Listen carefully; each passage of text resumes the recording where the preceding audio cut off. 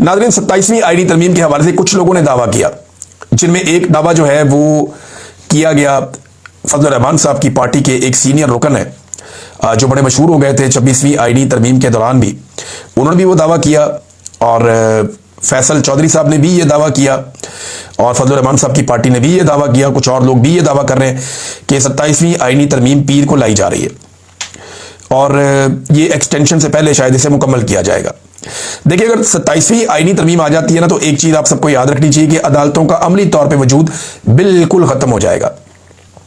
अभी तो अदालतें सिसक रही हैं ना, बहुत सारी ऐसी चीजें जो 26वीं आईनी तरमीम में एस्टेब्लिशमेंट नहीं करवा पाई वो अब 27वीं आईनी तरमीम में हो जाएंगी। मैंने आपको बहुत पहले एक बात कही थी कि 26वीं आईनी तरमीम के बाद 27वीं आईनी तरमीम आएगी और असल तरमीम वही होगी। ये 26वीं आईनी तरमीम सिर्फ इसलिए की गई है ताकि 27वीं आईनी तरमीम का जो एक्चुअली करना चाह रही है एस्टेब्लिशमेंट, उसका रास्ता खुल जाए और वो रास्ता अब खोला जा रहा है। यानी नंबर पूरे करने थे ना, तो 26वीं आईनी तरमीम के जरिए से आईनी बेंच बनाया गया। अब उस आईनी बेंच ने नंबर पूरे करने के लिए जो मखसूस नशिस्तें थी पाकिस्तान तहरीक इंसाफ की, वो माले गनीमत के तौर पे बाकी सारी पॉलिटिकल पार्टीज में बांट दी। अब उन सबके पास अपनी अपनी मखसूस नशिस्तें आ गई। अब एस्टेब्लिशमेंट को जो है वो छापे मारने की जरूरत नहीं पड़ेगी। अब एस्टेब्लिशमेंट चादर और चारदीवारी के तकद्दुस शायद पामाल ना करना पड़े। अब उन्हें बहुओं, बेटियों और माओं को अगवा करने की जरूरत नहीं पड़ेगी।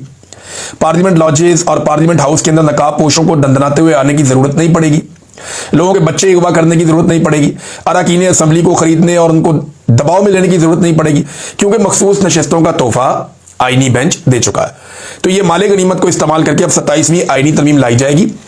और इस्लामाबाद से जो लोग इतला दे रहे हैं वो ये इतला दे रहे हैं कि जिन लोगों ने 27वीं आईनी तरमीम को पास करवाना है उन्हें पता ही नहीं है कि इस तरमीम के अंदर क्या लिखा हुआ है। बस ये आएगी और पास हो जाएगी और कोशिश ये है कि ये काम एक्सटेंशन से पहले हो जाए। अब देखते हैं कि क्या होता है। बहरहाल ये कुछ लोगों का दावा है, वो दावा मैंने आपके सामने रख दिया है। दावा करने वाली जो मेन शख्सियत है वो कामरान मुर्तजा साहब हैं, फजल रहमान साहब की पार्टी के।